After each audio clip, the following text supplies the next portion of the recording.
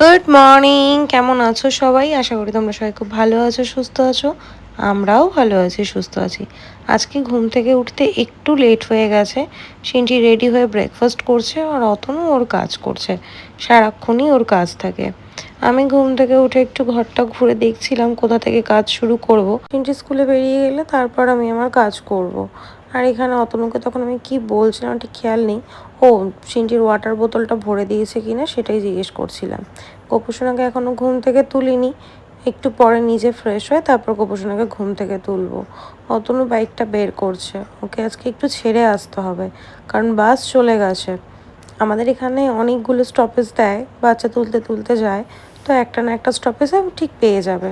তারপর সিনটি চলে গেল আমাকে টাটা করে। আর আমি ঘরে এসে না কাজ তো করিনি, শুয়ে পড়েছি। দেখো 12টা 15 বাজে ঘুম থেকে উঠলাম।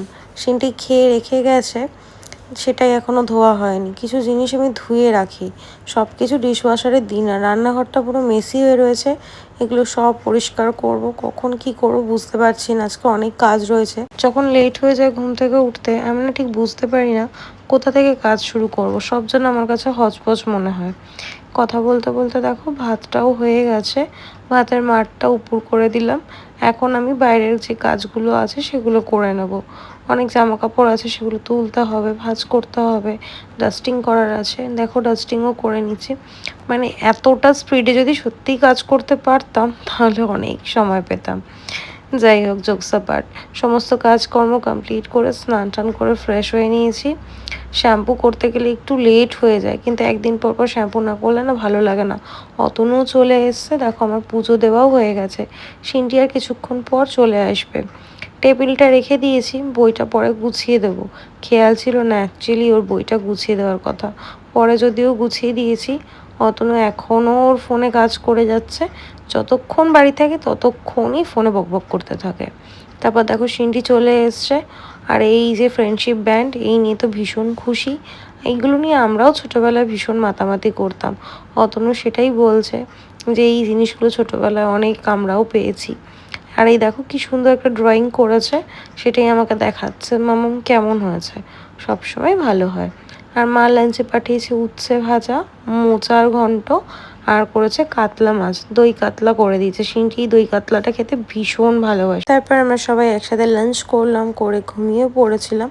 আমি ঘুম থেকে উঠলাম আর দেখো সিনটির ম্যাম চলে এসছে। ম্যামকে এক বাটি পপকর্ন দিয়ে দিলাম। পড়াতে পড়াতে ম্যামের এনার্জিও আসবে, সিনটিও ঠিকঠাকভাবে পড়বে।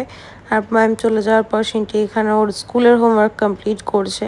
যেটা একে এনেছিল হাফ, সেটা পুরোটা কমপ্লিট করতে হবে। আমার এদিকে ঘরের টুকটাক কাজ ছিল, সেগুলো করে আমি ফ্রেশ হয়ে গেছি।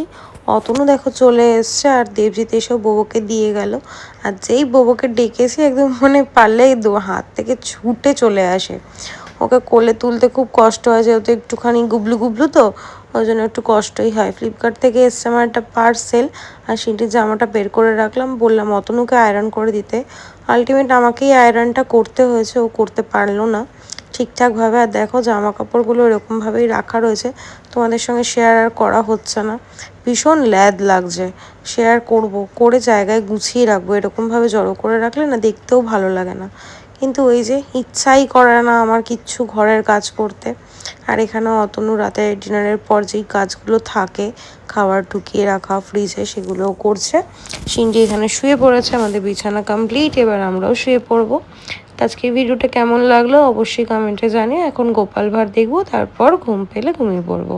তোমরা সবাই খুব ভালো থেকো, সুস্থ থেকো, এইভাবেই ভালোবাসা দিয়ে পাশে থেকো। টাটা।